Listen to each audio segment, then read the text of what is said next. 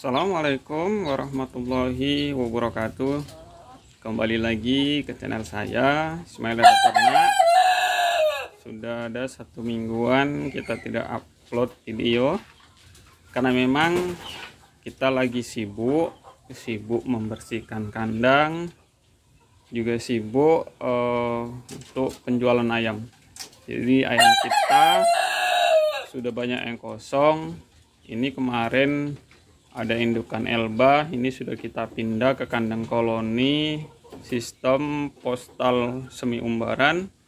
Juga di sini sisa untuk betina pup ada 6 ekor, dan ini ada jantan Australorp 2 ekor, dan ini adalah ayam meraba 1 paket, 1 jantan 5 betina.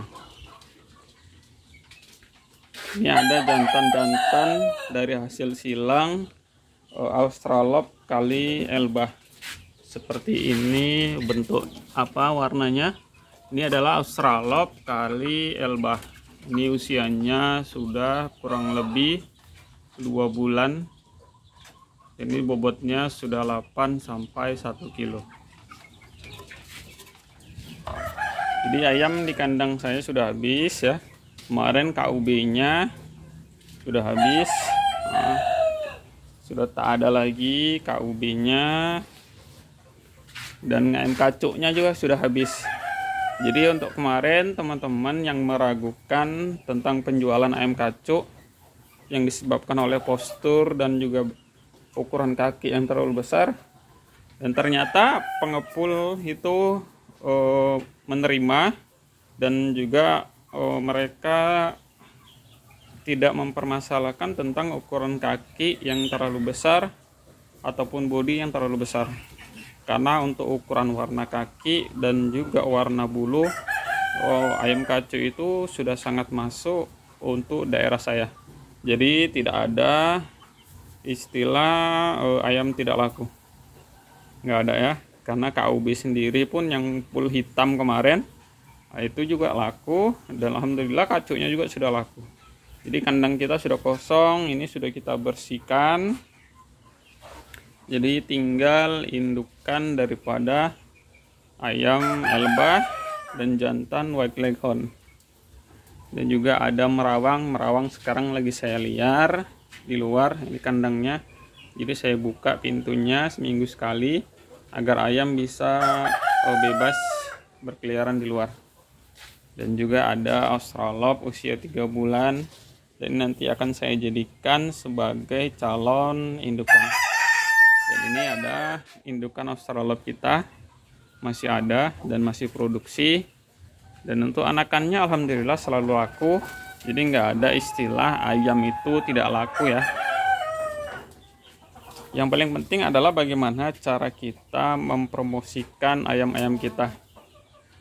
Yang penting ketika kita berjualan itu adalah dijaga amanah dan juga kejujuran. Jadi alhamdulillah Australorp kita sudah pernah kita kirim sampai ke Sulawesi, dan untuk telur tetasnya sudah ke Bali dan seluruh pulau Sumatera. Alhamdulillah laris. Jadi tidak ada lah anakannya. Kosong, kandang kita banyak yang kosong. Dan ini ada ready anakan dari Australorp, usianya saat ini 4 hari dan 1 minggu. Dan ini ada 6 ekor anakan dari merawang. Jadi di sini saya mau berbagi tips bagaimana merawat ayam kampung tanpa vaksin dan juga antibiotik kimia. Jadi buat teman-teman yang ke kandang saya tidak akan pernah menemukan yang namanya antibiotik kimia. Jadi tidak ada, karena sini saya full menggunakan bahan herbal. Bukan saya anti terhadap vaksin ataupun antibiotik kimia, namun alhamdulillah pengalaman kita di kandang selama ini tanpa antibiotik kimia ataupun vaksin ayam-ayam kita tetap sehat. Bahkan ayam Australorp kita yang kata orang rawan sakit, susah perawatan, alhamdulillah di kandang saya tidak pernah tersentuh vaksin ataupun antibiotik kimia. Jadi kunci pertama, yang pertama dalam pemeliharaan, dimana kita di sini tanpa vaksin dan antibiotik kimia, adalah kebersihan kandang. Kandang itu harus bersih dari kotoran ayam. Jadi jangan sampai kotoran bertumpuk pada kandang. Ini biasanya terjadi ketika kita ngerasa kotorannya kering nih, nggak perlu dibersihkan, aman. Ya, untuk di atas mungkin kering, tapi di bawah daripada kotoran yang bertumpuk tadi bisa saja lembab ataupun basah, dan itu bisa menjadi media untuk berkembang biaknya bakteri. Jadi jika ingin ayam kita sehat, maka yang pertama adalah rutin membersihkan. Jadi semakin rajin kita membersihkan kotoran, maka akan semakin sehatlah ayam kita. Untuk kandang kita pembersihan kotoran itu biasa 1 minggu itu 3 kali, tergantung cuaca. Ketika cuaca dingin ataupun hujan, maka ini pembersihan kotoran ini wajib tiap hari. Setiap sore ini wajib dibersihkan agar tidak tercium aroma amonia ini yang bisa mengganggu kesehatan ternak kita. Karena 70-80% penyebab penyakit pada ternak itu adalah karena kotoran. Jadi di sini perlu kita bersihkan tidak hanya kotoran yang ada di bawah, tapi juga pembersihan daripada tempat pakan. Tempat pakan ini harus rutin kita bersihkan. Ini minimal seminggu 2 kali. Dan juga tempat minum wajib dibersihkan minimal seminggu 2 kali. Jadi tempat minum juga bisa menjadi media untuk penyebaran bakteri. Untuk itu kita harus rutin dalam pembersihannya. Dan untuk tempat pakan yang seperti ini juga wajib kita bersihkan minimal 1 minggu 1 kali. Karena jika kita menggunakan pakan racikan, itu sudah pasti kadar air dalam pakan kita itu tinggi. Karena biasanya kita buat campuran pakan itu mamel, dan itu biasanya akan menyebabkan di dalam sini itu lengket-lengket daripada pakannya. Jadi ketika tidak kita bersihkan, yang lengket-lengket tadi tidak mungkin bisa termakan oleh ayam. Dan jika itu menginap 2-3 hari, otomatis pakan tadi akan berjamur, dan itu bisa menyebabkan pencernaan ayam terganggu. Ayam dimulai dengan malas makan, kemudian sayap turun, dan ini bisa menyebabkan penyakit pada ayam. Jadi alhamdulillah kita lihat ayam kita segar-segar, sehat. Padahal ini sampai usia 2 bulan saat ini usia 1,5 bulan dan 2 bulan, tidak pernah masuk antibiotik kimia. Jadi kita hanya rutin membersihkan. Dan untuk sekam ini kita harus rajin mengganti. Jadi walaupun kotoran terlihat kering, namun ini harus wajib diganti ketika kadar kotorannya sudah banyak dalam sekam. Jadi jangan karena kita ngerasa sekam kita kering, kotoran dalam kering, terus kita malas mengganti. Jangan. Ini harus tetap kita ganti. Itu tergantung usia ayam.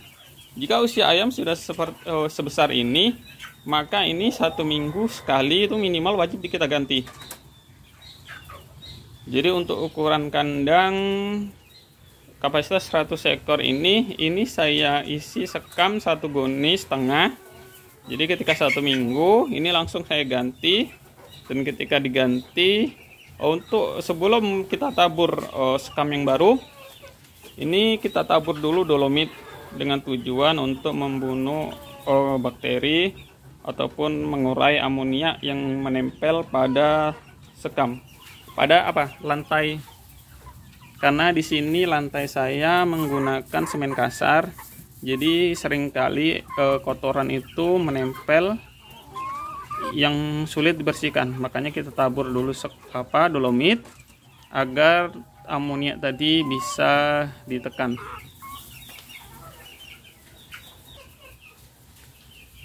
Kemudian yang kedua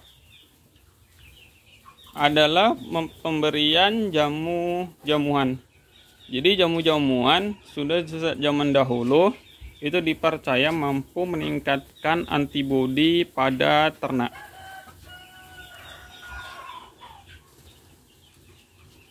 Jadi ini harus rutin kita berikan pada pakan. Jika dulu jamu itu saya fermentasi agar bisa digunakan dalam jangka waktu yang lama. Namun saat ini, akhir-akhir ini saya lebih senang menggunakan jamu yang masih segar. Itu saya blender terlebih dahulu, terkadang saya masak, namun terkadang langsung saya campur pada pakan. Jadi ini seminggu sekali. Untuk bahan-bahannya itu bisa menggunakan yang paling umum saja. Itu yang wajib ada itu saya biasanya ada jahe, kunyit, dan temulawak. Namun bila cuaca dingin itu bisa ditambah dengan merica bubuk ataupun bawang putih, dan juga tergantung ayam yang akan kita berikan. Jika indukan bisa ditambah dengan bawang putih agar tingkat fertilitasnya lebih tinggi. Dan juga bisa ditambahkan tomat ataupun tauge untuk meningkatkan kesuburan pada indukannya. Jadi yang pertama tadi adalah menjaga kebersihan kandang, karena memang kebersihan adalah pangkal kesehatan. Kemudian yang kedua adalah pemberian jamuan. Kemudian yang ketiga adalah pengasapan. Jadi pengasapan ini juga penting karena sudah sejak zaman dahulu juga sangat dipercaya jika pengasapan itu bisa membunuh ataupun mengusir virus-virus yang berbahaya. Jadi di kandang saya ini setiap hari ini ada pengasapan. Jadi karena saya adalah pengrajin tempe, jadi setiap hari ini saya memasak kacang kedelai. Jadi selalu banyak sekali asap. Bisa teman-teman lihat, ini adalah asap. Jadi setiap hari asap ini akan saya embuskan kemari sehingga bisa menyentuh ke seluruh kandang. Jadi untuk bagian atas itu aman dari bisa terbantu oleh asap. Namun untuk bagian bawah tidak mungkin tersentuh oleh asap. Makanya untuk bagian bawah adalah penyemprotan desinfektan. Jadi bisa teman-teman gunakan banyak sekali untuk jenis desinfektan. Teman-teman bisa menggunakan juga sabun ataupun cairan untuk pembersih lantai ataupun desinfektan yang dijual di toko-toko pakan terdekat. Kemudian faktor terakhir adalah doa dan sedekah. Kenapa doa dan sedekah? Karena sebaik apapun perawatan yang kita berikan pada ayam, ini tidak akan ada gunanya. Maksudnya tidak akan berpengaruh jika tidak ada campur tangan dari Yang Maha Kuasa atau Allah Subhanahu wa Ta'ala. Karena memang kesehatan dan rezeki itu datangnya dari Allah.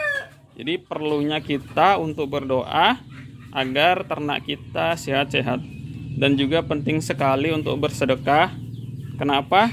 Karena sebagian dari rezeki yang kita peroleh ini ada hak daripada fakir miskin dan orang-orang yang tidak mampu.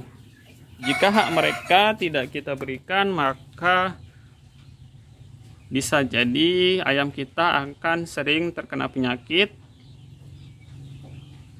dan juga kematian.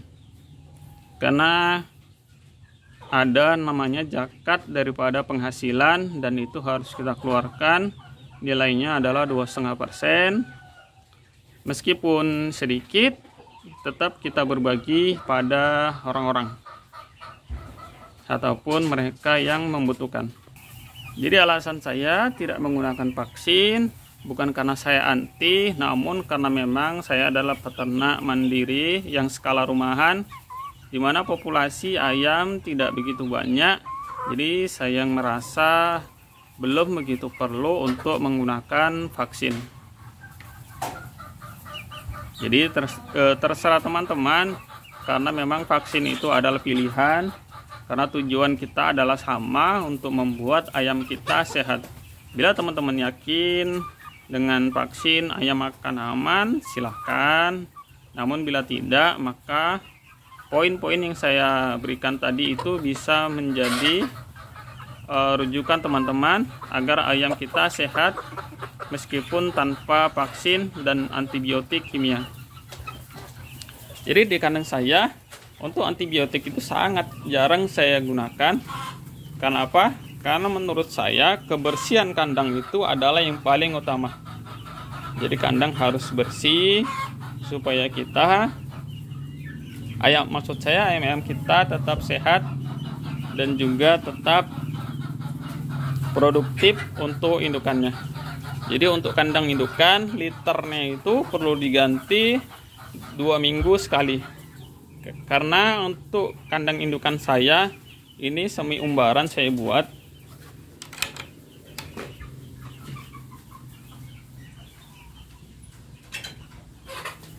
Jadi ini saya beri pintu, bisa teman-teman lihat. Nah, ini ada pintu. Jadi ini bergantian saya umbar dengan ayam merawang.